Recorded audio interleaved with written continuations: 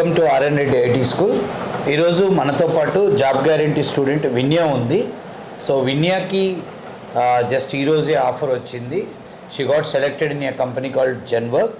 So that's why ఆమెను మీ ముందు ప్రజెంట్ చేస్తున్నాం, తన ఎక్స్పీరియన్స్ అంతా. Vinya, introduce yourself. మీ పేరు, క్వాలిఫికేషన్, మీ అడ్రస్ అంటే మీ లొకేషన్ ఎక్కడ? This is Vinya. I have completed BSc Computers in the year 2023. I am from Amarvaram, Suryapet district. Surapeta district. Right. So ఆడియన్స్కి చెప్పేది ఏంటంటే, మేము ప్రతి ఇంటర్వ్యూలో కూడా వీలైనంత వరకు ఇక్కడ జాబ్స్ వచ్చిన స్టూడెంట్స్ని ప్రజెంట్ చేస్తున్నాం. సో ఇక్కడ జాబ్స్ వచ్చిన స్టూడెంట్స్ అందరి ఇంటర్వ్యూలు కూడా ఇవ్వలేకపోతున్నాం. సో కొంతమందికి తమ పర్సనల్ రీజన్స్ ఇంటర్వ్యూ చేయడానికి ఇష్టపడట్లేదు. కానీ అంతకుముందు మేము ఇచ్చిన ఇంటర్వ్యూలలో, వీడియోలలో చాలా చెప్పాము. ఏమనంటే ఐటీ జాబ్ మార్కెట్ మంచిగానే ఉంది, ఫ్రెషర్ మార్కెట్ .NETకి very good, and we're also getting very good placements. ఎవరు డిసప్పాయింట్ అవ్వద్దు. నెంబర్ 2 ఏంటంటే, బీటెక్కే చదవాలి, సాఫ్ట్వేర్ జాబ్ అంటే ఇంజనీరింగ్ చదవాలి, ఎంసీఏ చదవాలి అనేది ఒక డౌట్ ఉంటుంది. ఇంజనీరింగ్ సాఫ్ట్వేర్ జాబ్కి ఇంజనీరింగ్ ఒకటే అవసరం లేదు, ఉంటే మంచిది. ఇప్పుడు ఈ అమ్మాయి బీఎస్సీ కంప్యూటర్స్, మేము పాత వీడియోలలో కూడా చాలా డిఫరెంట్ డిగ్రీస్ వాళ్ళకి జాబ్లు వచ్చిన సక్సెస్ స్టోరీస్ని మేము ముందు పెట్టడానికి కారణం, ఎంతోమంది అన్ఎంప్లాయిడ్ యూత్ని మోటివేట్ చేయాలనే మెయిన్ అంబిషన్. రైట్. సో అంటే నువ్వు బీఎస్సీ చదివావు, బీఎస్సీ కంప్యూటర్స్ ఎక్కడ? కాలేజ్ త్రివేణి కోదాడలో చదివావు కదా. ఏ ఇయర్ పాస్ అది? 2023లో పాస్ అయ్యావు. సో అయినాక ఇక్కడికి ఎప్పుడు వచ్చావు? సెప్టెంబర్ 1. యా, అంటే జనరల్గా బీఎస్సీ చదివావు, తర్వాత ఎంసీఏనో ఎంబీఏ చేద్దాం అనుకుంటారు కదా. ఐటీ కోర్స్కి వచ్చేద్దామని ఎట్లా స్విచ్ అంటే ఎట్లా ప్లాన్ చేసుకున్నావు? నాకు నేనే అనుకున్నా సార్, సాఫ్ట్వేర్ సైడ్ రావాలనేసి.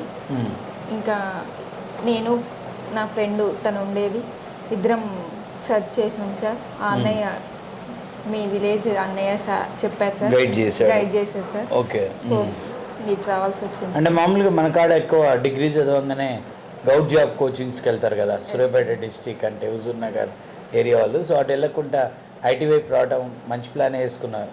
సో ఎవరన్నా అంటే గైడ్ చేశారా ఐటీ వైపు వెళ్దాం? నీకే ప్లాన్ ఉండే. Very good, excellent. సో ఇక్కడ మొత్తం నీకు ఇంటర్న్షిప్ ప్రోగ్రామ్ ఎన్ని రోజులు పట్టింది? 7 months పట్టింది సార్. ఏది లెర్నింగ్? సో ఈ 7 monthsలో ఎన్ని గ్యాప్స్ ఇచ్చావు?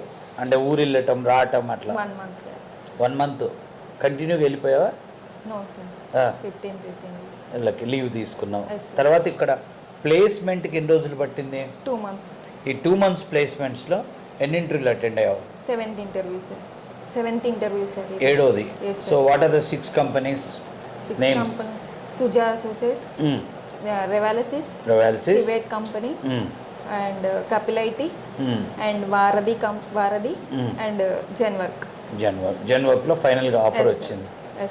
సో ఈ జెన్వర్క్లో ఎన్ని రౌండ్స్ అయినాయి? 3 rounds సార్. 3 rounds. అంతకుముందు 6 కంపెనీలలో ఏదైనా కంపెనీలో ఫైనల్ వరకు వెళ్ళావా? ఫైనల్ వారధి అట్లీస్ట్ సెకండ్ రౌండ్ వరకు వెళ్ళావా? వారధి, కపిల్ ఐటీ సార్. సెకండా థర్డా? సుజా సెకండ్. కపిల్ ఐటీ ఫైనల్ వరకు వెళ్ళావు, వెళ్ళి రాలే ఆఫర్. రాలేదు. సో ఇది ఎన్ని రౌండ్స్ అయింది ఇక్కడ Zenwork? First round logical program, first round. Second round face to face sir. Third CTO round. So ఫైనల్గా ఇక్కడ టోటల్ ఈ ప్రాసెస్లో నీకు డిగ్రీలోకి ఇక్కడ నువ్వు ఈ 9 months పీరియడ్లో నేర్చుకున్న దానికి ఏంటి డిఫరెన్స్? అంటే నువ్వు బీఎస్సీ కంప్యూటర్ చదివావు కదా, సో ఇక్కడ ఏం అప్డేట్ అయ్యావు? మెయిన్ థింగ్ వచ్చేసి కోడింగ్ బాగా ఇంప్రూవ్ అయింది సార్. అంతకుముందు ప్రోగ్రామింగ్ ఐడియా ఉందా? లేదు సార్. ఏమైనా బీఎస్సీ కంప్యూటర్ చదివావు కదా? బీఎస్సీ కంప్యూటర్స్ చదివే కానీ సార్ చెప్పలే, అంత ఫ్యాకల్టీ లేదు సార్. అసలు ప్రోగ్రామింగ్ అంత పెద్ద నేర్చుకోలేదు సార్. ఇక్కడ నేర్చుకున్నావా కోడింగ్ బాగా? నేర్చుకున్నా సార్. సో ఈ ప్రాసెస్లో నీకు బాగా నచ్చింది ఏంది? నాకు బాగా నచ్చింది కోడింగ్ స్కిల్స్ ఒకటి, and seminar activity, programming. Yes sir. Programming learning process బయటికి మనకి చాలా తేడా ఉంటుంది. ఏంటి ఆ తేడా నువ్వు గమనించింది? మనది వచ్చేసి 5 steps ఉంటాయి సార్. డిజైన్ చేస్తాం, ప్రోగ్రామ్ చేస్తాం, మెయిన్ థింగ్ వచ్చేసి ట్రేసింగ్ చేస్తాం. Yeah, okay. సో అంటే అంతకుముందు ప్రోగ్రామింగ్ అంటే కొంచెం భయం ఉండేనా? భయమే సార్. కొంచెమా చాలానా? భయమే సార్. మరి భయం ఉన్నప్పుడు ఐటీ వైపు ఎట్లా వచ్చావు? ఇంకా రావాలని ఫిక్స్ అయినా సార్. జాబ్ కావాలి ఏదైనా చేసి. సో మీ అన్నయ్య ఆయన మీ ఫ్రెండ్ వాళ్ళ కీర్తి అన్నయ్యది మా ఊరు లక్కవరం. సో తనకి థ్యాంక్స్ చెప్పావా జాబ్ వచ్చినాక? చెప్పా సార్. ఇప్పుడు కీర్తి కంటే ముందు ఈ అమ్మాయికి జాబ్ వచ్చింది. సో కీర్తికి కూడా వారం 10 రోజుల్లో వస్తుందేమో, కానీ ఇద్దరు ఒకసారి ఒకటైతే ఈ అమ్మాయిలు ఇద్దరు వరకు కష్టపడ్డారు. వీళ్ళ హార్డ్ వర్క్ వీళ్ళకి రిజల్ట్ ఇస్తుంది. ఆ అమ్మాయి కూడా మొన్న ఇక్కడ ఏదో కంపెనీలో ఫైనల్కి వెళ్ళిందా? భారతికి వచ్చింది. Right, okay. She'll also get the job. And అంటే సిన్సియర్గా ఉన్నారులే వీళ్ళని మనం భయపెట్టాం, వీళ్ళు భయపడ్డారు. మనం భయపెట్టినప్పుడు భయపడకపోతే రిజల్ట్ రాదు. అంతేనా? కరెక్టేనా? ఒక్కరోజు రాకపోయినా భయపెట్టాం కంటే భయపడ్డారు. అందరూ ఆడ భయపడతారు. సో అది ఉపయోగించుకున్నావు. Your dedication, sincerity, hard work. Rural background నుంచి వచ్చిన వాళ్ళు 99% మన దగ్గర సక్సెస్ అవుతున్నారు. టౌన్ సిటీ బ్యాక్గ్రౌండ్ నుంచి వచ్చిన వాళ్ళకే మనం చూస్తున్న దాంట్లో వాళ్ళు ఆ హంగ్రీనెస్, ఆ కడుపు ఆకలి లేదు వాళ్ళకి. సో అక్కడ వాళ్ళు రిలాక్స్ అవుతున్నారు. ఈ యొక్క ప్రాసెస్లో నేను గమనించింది ఏంటంటే ఎక్కువ మంది స్టూడెంట్స్ మధ్యలో బ్రేకులు తీసుకుంటారు, 1-2 నెలలు. అది వాళ్ళకి చాలా ఎఫెక్ట్ అవుతుంది. నీ అభిప్రాయం? అవును సార్, ఎఫెక్ట్ అవుతుంది సార్ కంపల్సరీ. సో ఇక్కడ మనం ఫోన్స్ తీసుకుంటాం కదా, అది గుడ్డా బ్యాడా? గుడ్డే సార్. తిట్టుకున్నావా? లేదు సార్. తిట్టుకోకుండా ఎలా ఉంటావు? తిట్టుకోలేదా? సో ఫోన్స్ తీసుకుంటాం, సెమినార్ బాగుంటుంది. ఓకే. సో నువ్వు మెంటర్షిప్ చేసావా? చేసా సార్. ఎంతమంది చెప్పావు? 10 మెంబర్స్ చెప్పావు. ఓకే. సో ఎందుకు 7 months పట్టింది నీకు ఇంటర్న్షిప్? ఎక్కువ టైం అది.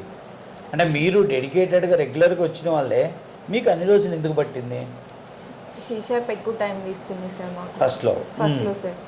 అర్థం కాక ఎక్కువ టైం షార్ప్ దగ్గరే అయిపోయింది సార్. ఆ తర్వాత ఏఎస్పీకి వచ్చేసరికి ఇంకా ఫాస్ట్గా అయిపోయింది సార్. ఏఎస్పీ ఫాస్ట్ అయింది. ఎంవీసీ అప్డేట్ అయ్యావా? అప్డేట్ అయ్యా సార్. ఓకే.